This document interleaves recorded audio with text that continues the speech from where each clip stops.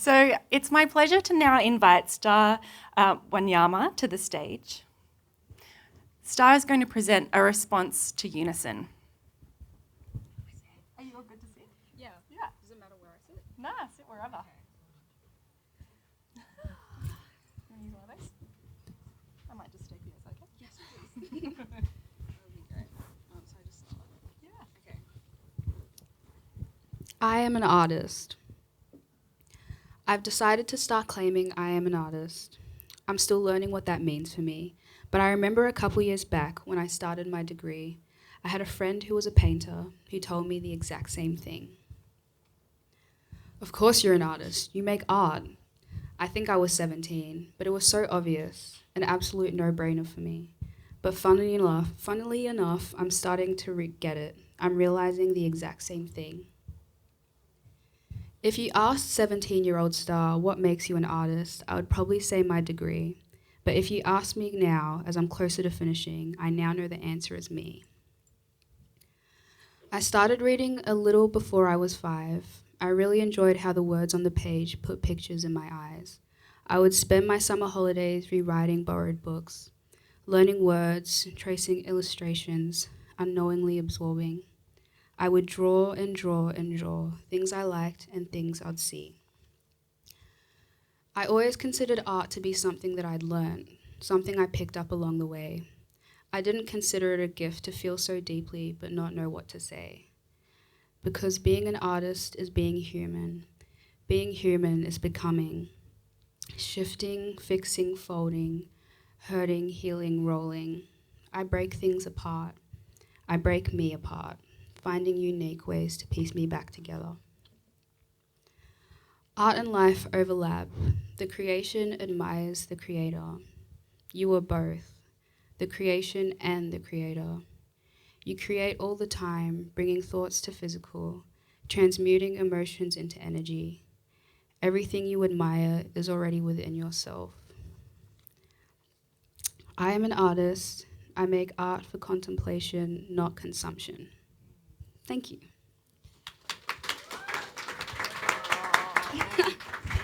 That was beautiful. Thank you, Star. Feel free to sit here for a little longer. I just have to say I really loved the presentation of your poem. Do you want to just show people what you've got there? Okay. Maybe one of them.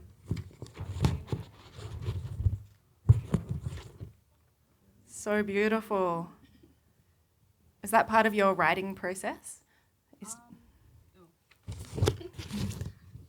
Yeah, I guess I'm just embracing that art doesn't have to look one way, and that I can incorporate different, mediums into everything. So, Yeah, I love it. Thank you so much. Thanks. Please stay sitting here, and I'm going to welcome our next presenter, Jinghua. Yeah. Hi. So this is a piece that was first commissioned for Unprojects, which there's kind of a really nice correlation there because Unprojects is a contemporary arts writing magazine, and they being Audrey is their general manager, now share an office with Westbase. So there's a nice link. There's Audrey up the back.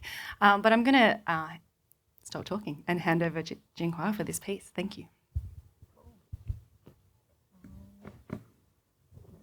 All right, let me open it. Yeah, so I wrote this in 2020 in, obviously a blur of everything that 2020 was, and it's called I Can't Apply for Another Grant.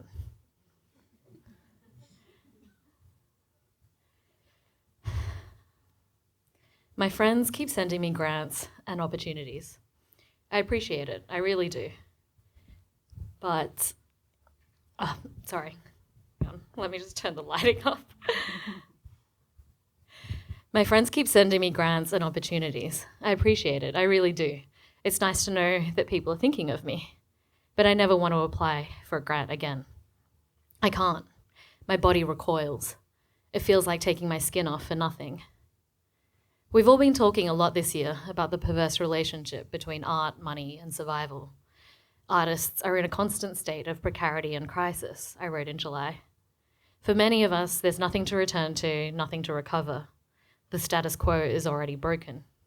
It's an empty bowl with a smear of racism, sexism, and ableism to boot. In August, I followed up with an opinion piece in The Guardian about going on the dole and navigating the sadistic and absurd mutual obligation system for welfare recipients. It does nothing to help people find work, I wrote. It's just a complicated, expensive way of penalising people for being poor. But as awful as Centrelink is, arts funding is somehow even worse. At least the dole is ongoing and not a lottery. Arts funding bodies, on the other hand, want you to craft a 10-page proposal to compete for a minuscule chance at a trickle of money. One template rejection I received this year said that only 6% of applicants had been successful. Another rejection came to me 5 months after applications had closed. In both cases, the grants themselves were less than $5,000, not even 3 weeks' worth of the average weekly earnings for a full-time adult worker in Australia. The quick response grants that emerged during the COVID pandemic were often no better. My eyes glazed over as I scanned the same buzzwords: resilience, adaptability, relief. Each time I was left confused about whether these grants were intended to provide for my welfare or to fund new projects and activities, whether they were offered as charity or as investment. Each time I felt like I was handing in my CV and portfolio at the soup kitchen counter. Each time my shoulders seized, awaiting judgment, anticipating rejection. This is not relief. For all its faults, JobSeeker is easily the most effective arts funding program in this country. Going on the dole has helped my career and my craft far more than any arts grant ever has. Knowing that the fortnightly payments will at least cover my rent is a huge relief, pulling the plug from my brimming tub of baseline anxiety. It's also given me more intellectual and creative freedom because I'm less reliant on fitting my vision to the categories and priorities of funding bodies. I don't have to contort my work so that it speaks to diversity instead of anti-racism, inclusion instead of decolonization, identity instead of ideology, or other bureaucratic definitions that are always just slightly misaligned with my own thinking. Thanks to JobSeeker, I've done some of my best work this year. In fact, I've been weirdly prolific, pitching and publishing more than ever. I'm much more comfortable pitching to editors than applying for grants. Media and publishing is still subject to commercial imperatives, of course, and that comes with its own set of problems and limitations. But the grant process feels particularly alienating, disheartening, and disruptive. All I ever want from the arts funding bureaucracy is time to write, and JobSeeker gives me that without getting between me and my audience. I think if more people could access the dole, and if the rate were higher, it would make an enormous difference to cultural life. I would rather arts organisations fight for that than for more arts funding. Most independent artists are already working across a range of industries in order to survive, and many rely on welfare. But often arts advocacy tends to emphasise how art is exceptional. I think it's worth taking note of the peculiarities of making art, but we can't lose sight of the bigger picture.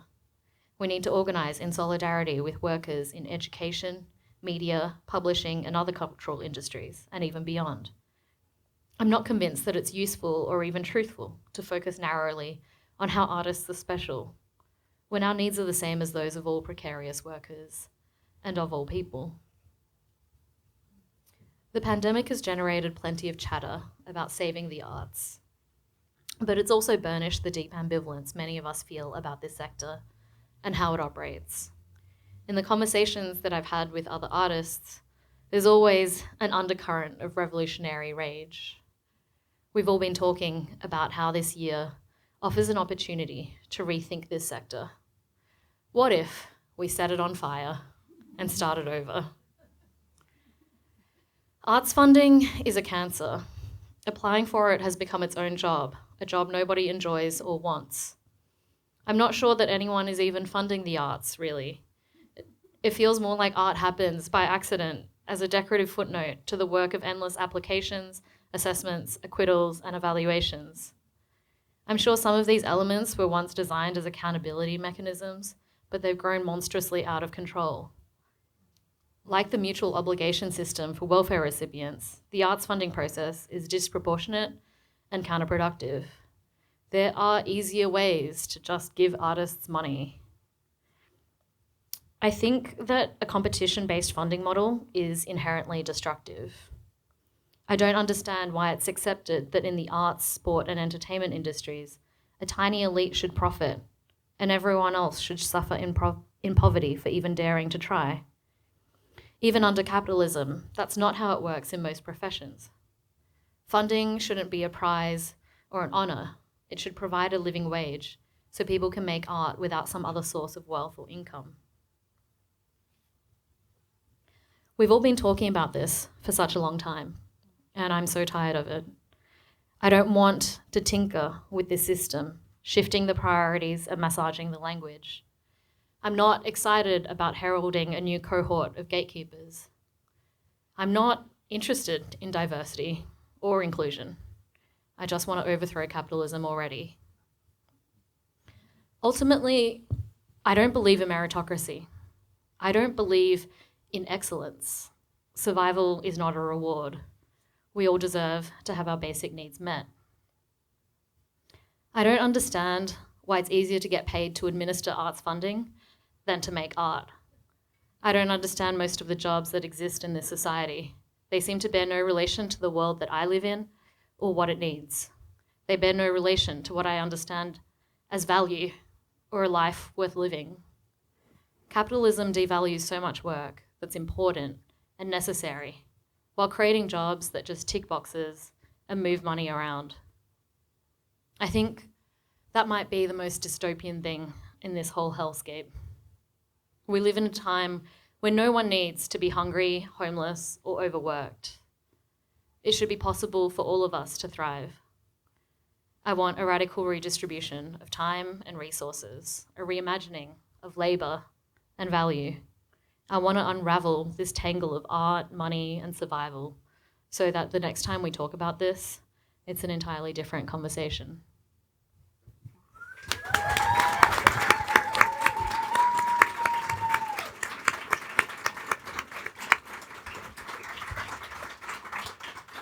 Thank you. Can we hear it again for both performers? Thank you so much.